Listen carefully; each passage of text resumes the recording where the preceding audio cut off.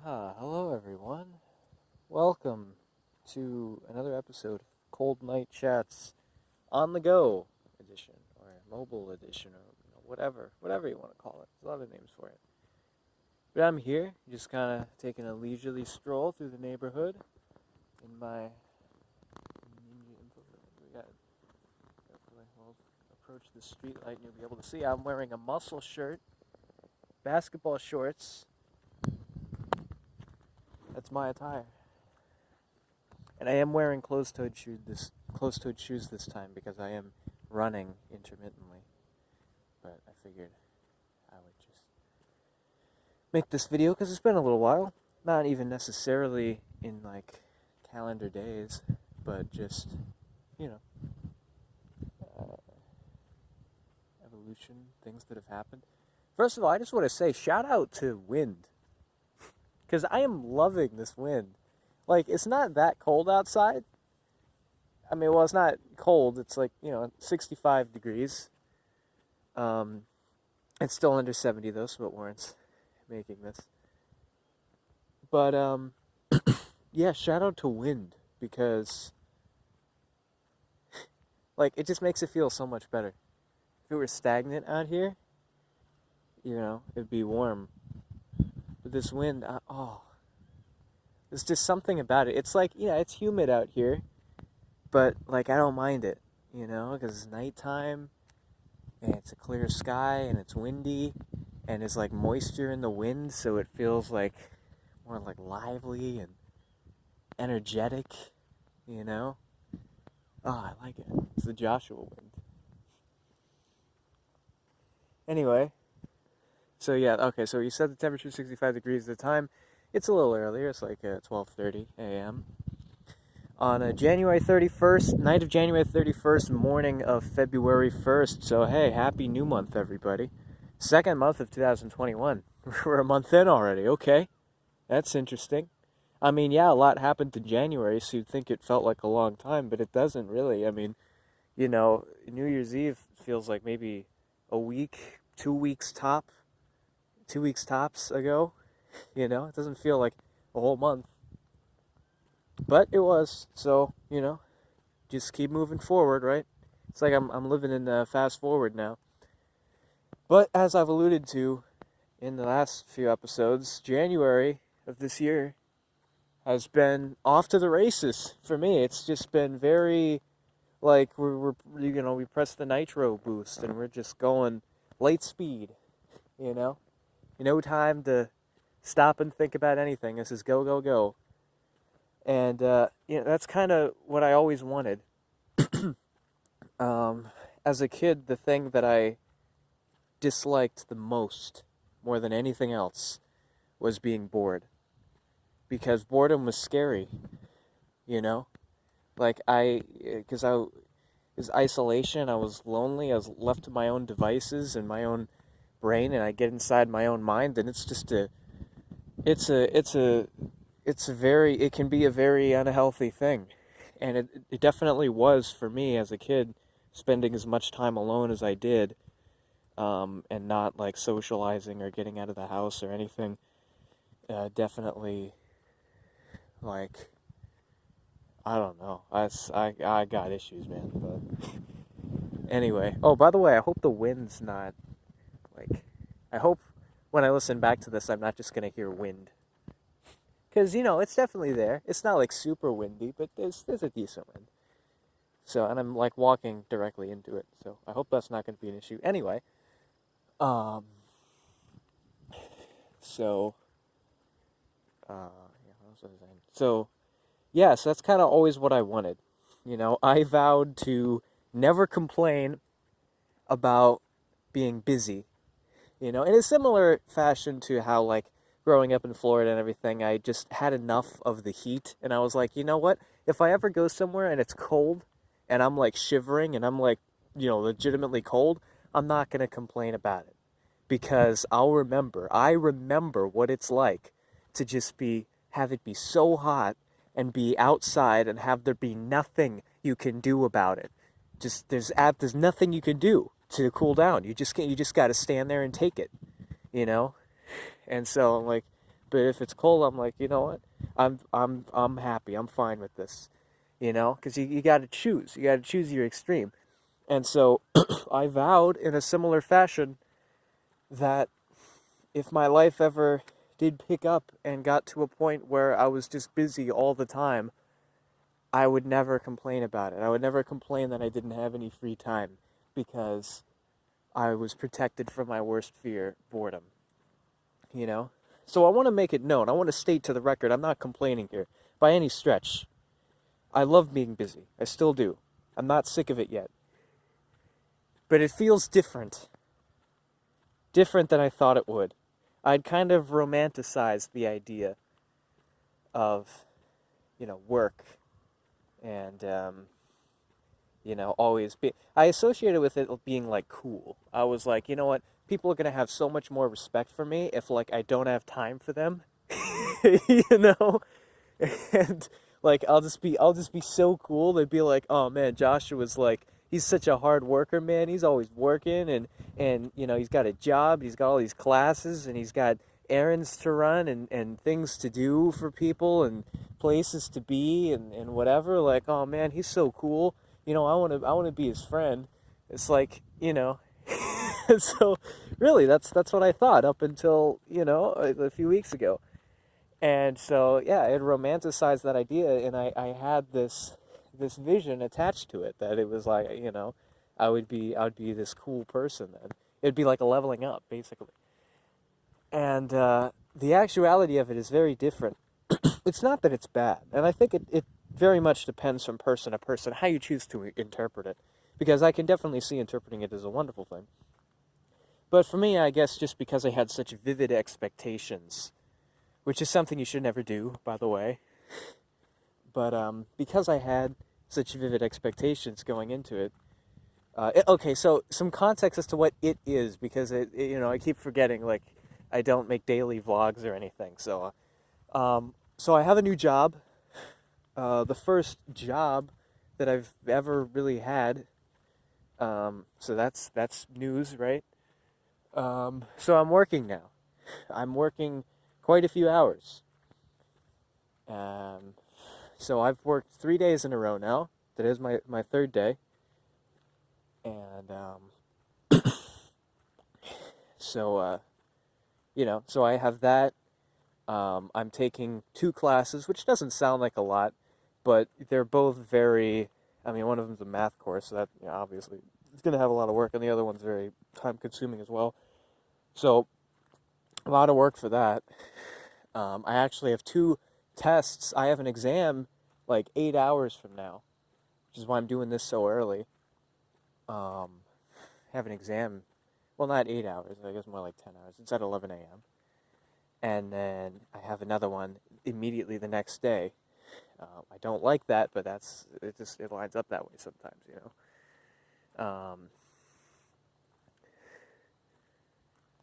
So yeah.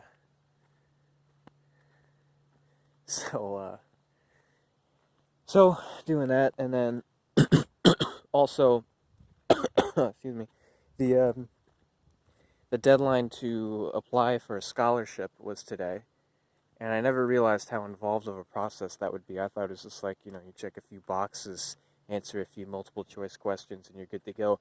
But there's like so many essays and stuff like that. And obviously, me being me, whenever there's any sort of writing or opportunity for creativity involved, my mind just overcomplicates it to such an absurd level where it's like, dude, come on. Like, you completely lost track of what the whole point of this is.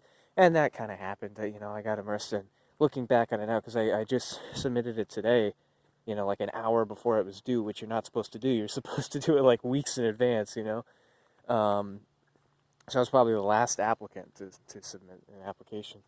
But reading back on it, it's like, it's kind of like self-absorbed, It's kind of just like me patting myself on the back and like flexing like how talented I am and how creative I am, and like see look I bet you're impressed with my writing, huh? Like, yeah, this is some good stuff, isn't it? Yeah, I bet you think I should be an author, right? Yeah. Did I mention I'm a musician?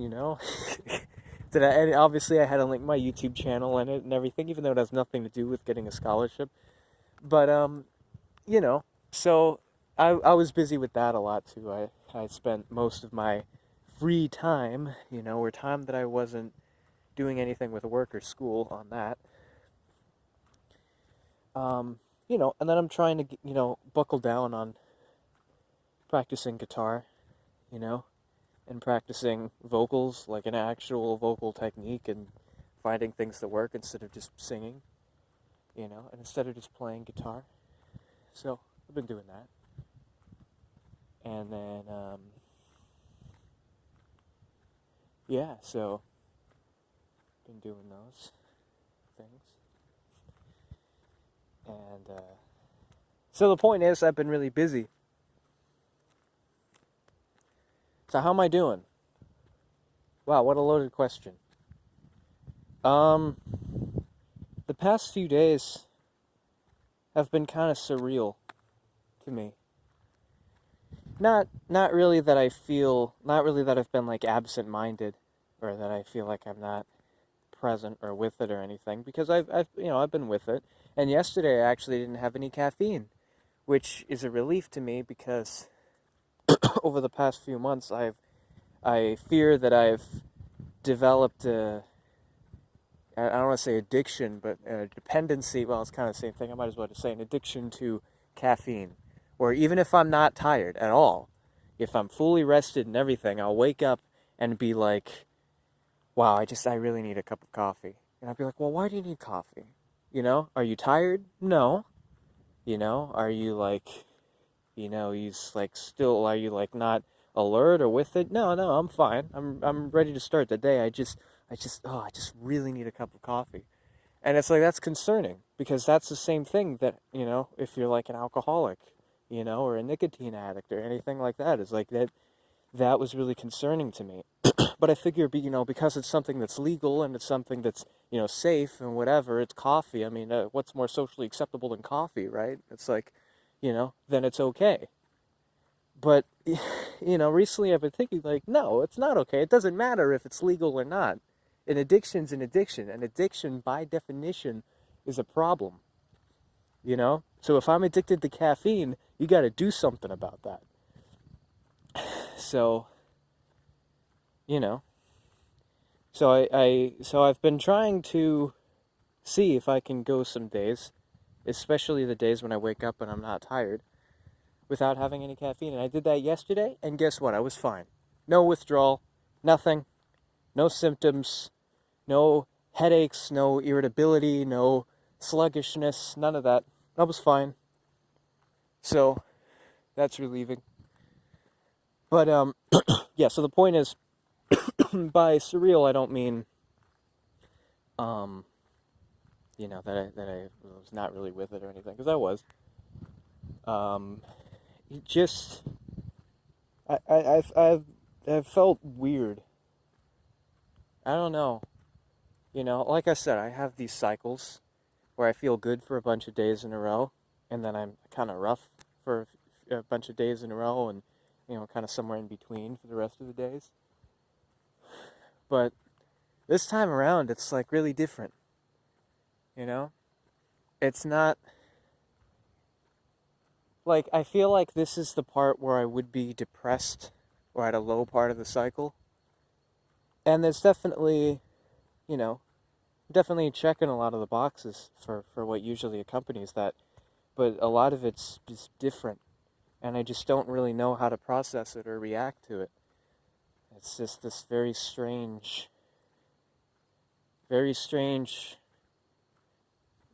mix of things. And like I said, there's different ways to interpret them, but unfortunately for me, I've kind of been internalizing them as negative, or at least initially, and so that's concerning, going forward. But yeah, I don't know, like I just remember, my first day of work, It's supposed to be this, like, happy thing, this, like, proud thing. And I remember, especially I remember driving home and just, like, freaking out. Just, like, having an episode, basically. And I was just like, what am I doing? This is not okay. I'm not okay with my life, and all this stuff and whatever, and I got home and I just, whatever. And then later that night, like, I was fine. It wore off after an hour or two. And I was just back to normal. I was like, yeah, no, everything's okay. What's the problem? You're fine. You're good. You just had your first day of work, man. Congratulations, Like, and then it's like I snap out of it, But in those moments, it just, like, it consumes my mind. And there's still, there's still this sense of self-awareness, where I know I still have my limits. I would never, like, do anything too drastic, like never use a permanent solution for a temporary problem kind of thing, Um,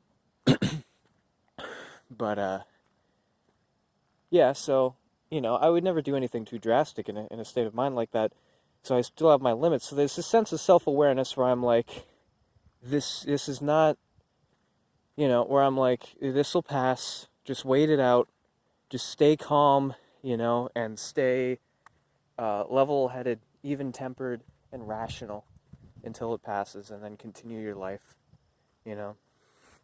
And so, but, even with that self-awareness, it's so loud in my mind. It just won't leave me alone. And I can't do anything else, It's just like, it's just blaring, and I just wanted to, like, curl up into a ball and just, put my hands over my ears and just close my eyes and wish it away, but it doesn't work that way. You just gotta wait it out. So, and that's hard depending on what you're doing, if you're at work or if you're driving or if you're, on the phone or if you're, trying to do an assignment for a deadline or you're at class or, you're doing something important, you don't need that crap right then, you got things to do. So, and I still think it's no excuse for, your lack of quality of work or anything, because all that does is, indicate that you're an immature person that's just not in control of their emotions, So even as someone like that, you think, I'd empathize with that, and I do, but I still think it's no, because these people will be like, oh, see, yeah, you have depression and anxiety and all these things. Yeah, so you see what I mean? Like, when I say, no, I just can't, or, whatever, or, they think I'm unreliable or I can't get things done or whatever. But, I mean, you know what it's like, right? And I'd be like, yeah, but that doesn't mean I agree with you, Because life comes first. That's a thing I just made up just now, 5 seconds ago. And now it's going to be like one of my new catchphrases. I want to put that on the t-shirt or something now. I think that sounded really good. Life comes first. Whatever's going on in your mind, that's on the back burner. That's still in gestation. That's still in the demo stages. You haven't decided if you're going to put it on the album yet or not. If it's going to make the cut, if it's going to air, But life comes first. The things in your actual environment, the things that actually are happening, not the what ifs, the things that are happening, the things that you have to do, are supposed to do, want to do, should be doing, whatever, that's what comes first. That's what needs your immediate attention. And then if you have free time or you have extra energy left over, that's what you give to all the other stuff. But life comes first. So anyone that's unable to maintain that philosophy, I think is just clearly not in control of their emotions, or they let their emotions cloud their judgment so much so that they become unable to properly manage their time, and their energy and their resources. And I think that that's something that's within everybody's control by default. So,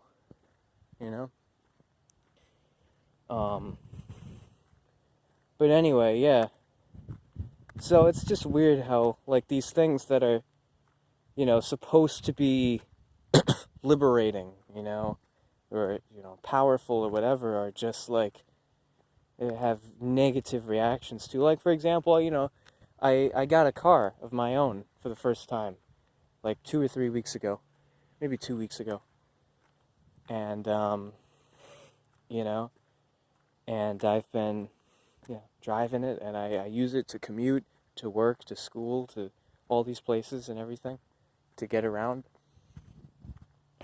And, at first it was like, oh yeah, this is great, this is awesome. I could do whatever I want now, I don't have to wait for anyone else to be ready to leave, I can drive myself to class and, be self-sufficient and all this, and I can have the AC as cold as I want. I can, have my music as loud as I want, and it can have bad words in it, and I can have the windows down if I want, whatever. So it's like, all these things. And then that, the novelty of it wears off then after the first 2 or 3 times.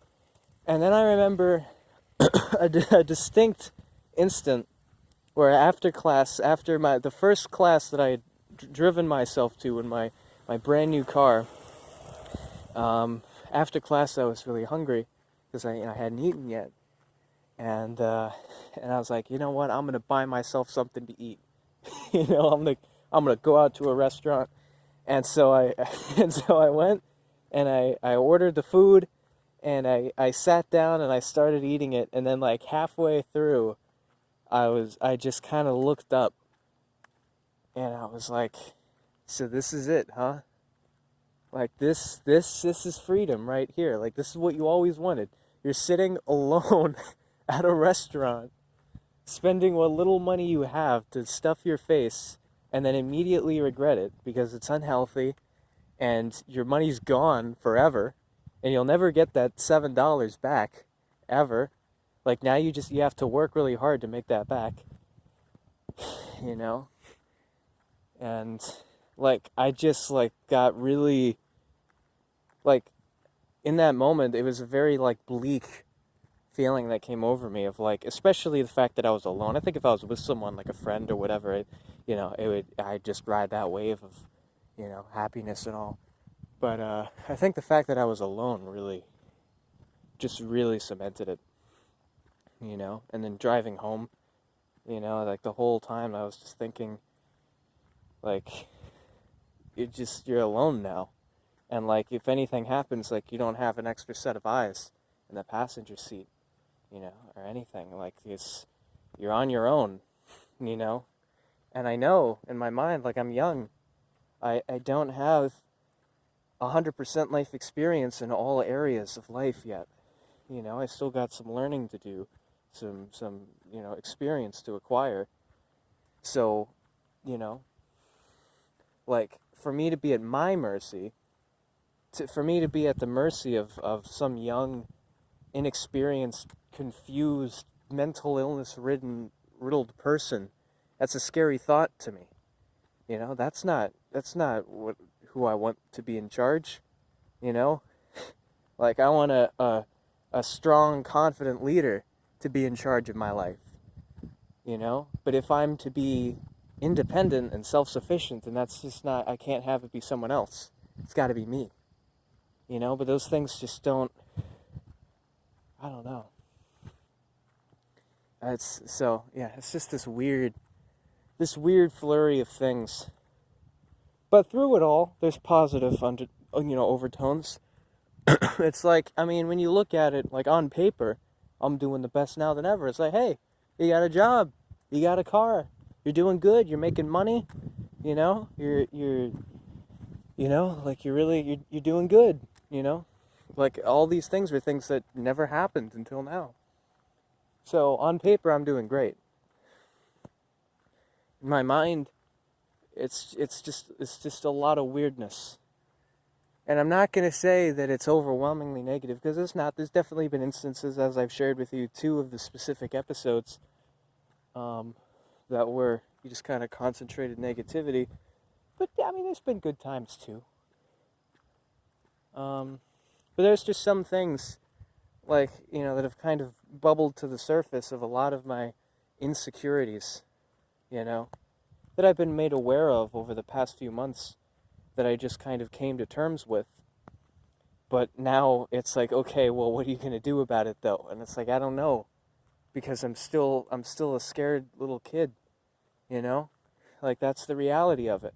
Is I may have this facade, you know, like depending on the context that you see me in, you know, but I'm just confused and scared and just, you know, paranoid and just not, you know, every time I do try to step out of my comfort zone, it seems, you know, like I step out of the circle and then I get burned and I retreat back in, you know, because I don't like it. It's hot. It's whatever, you know. But you know, at least I know now what I have to do, because up until, you know, maybe October, November of 2020, I was just sort of denying it, you know, putting it on the back shelf. But you know, it's only then that I was like, hey man, this is what you need to do. And so I was just kind of like waiting for confirmation on that, you know.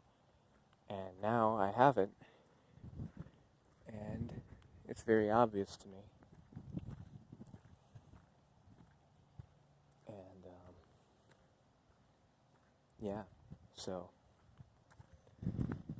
you know, a lot of my insecurities, I guess I'll say, a lot of things that have prevented me from leaving my comfort zone all my life.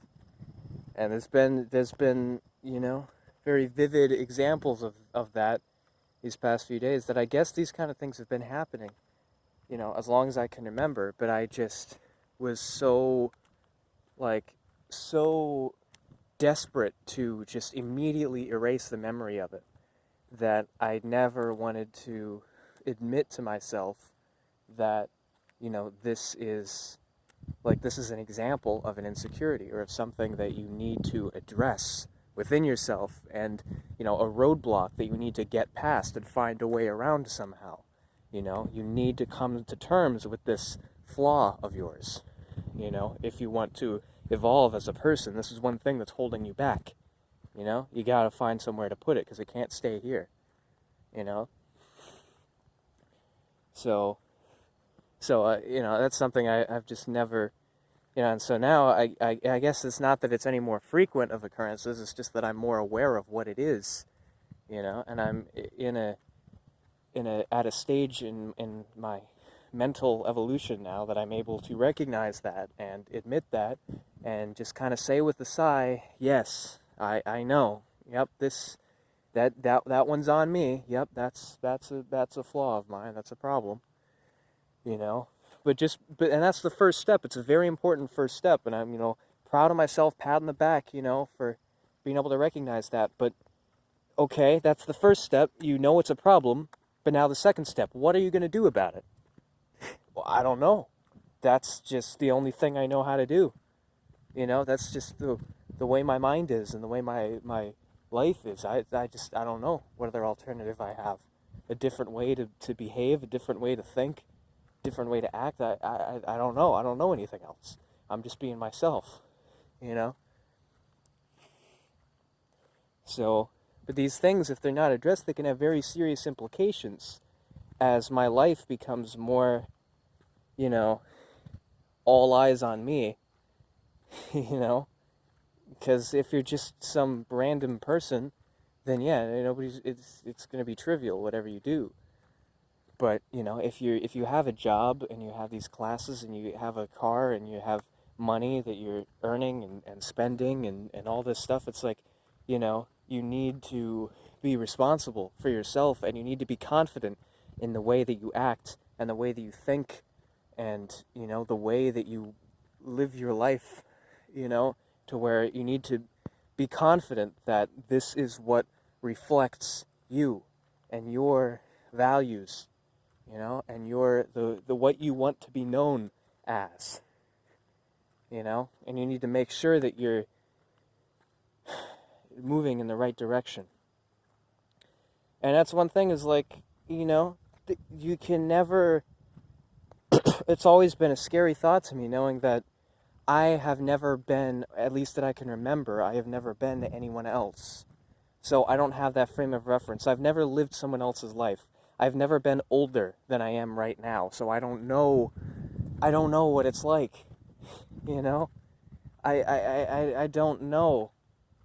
I don't know if how I feel is normal or if how I think is normal. I don't know. I don't have a frame of reference. I can't compare it to anything else, you know? So all you have are other people. But other people, like my circumstances are unique to me. And I know, every young person says that and whatever, but it's, I mean, there are some things, oh, what's it like, doing this or doing that or whatever. But just these specific things, it's just like I'm on my own. It's the same thing again. I'm on my own. And I have this scared, bumbling, confused fool as my mentor, And it's a scary thought, But I don't want to end this episode on that note. I want to end it on a positive one. So, something positive I can say. Yes, things are advancing. So a lot has changed in the month of January. A lot has evolved. So I think a lot more will in February. And you know what? I'm actually feeling pretty confident that I'll kind of get in the groove of this new lifestyle.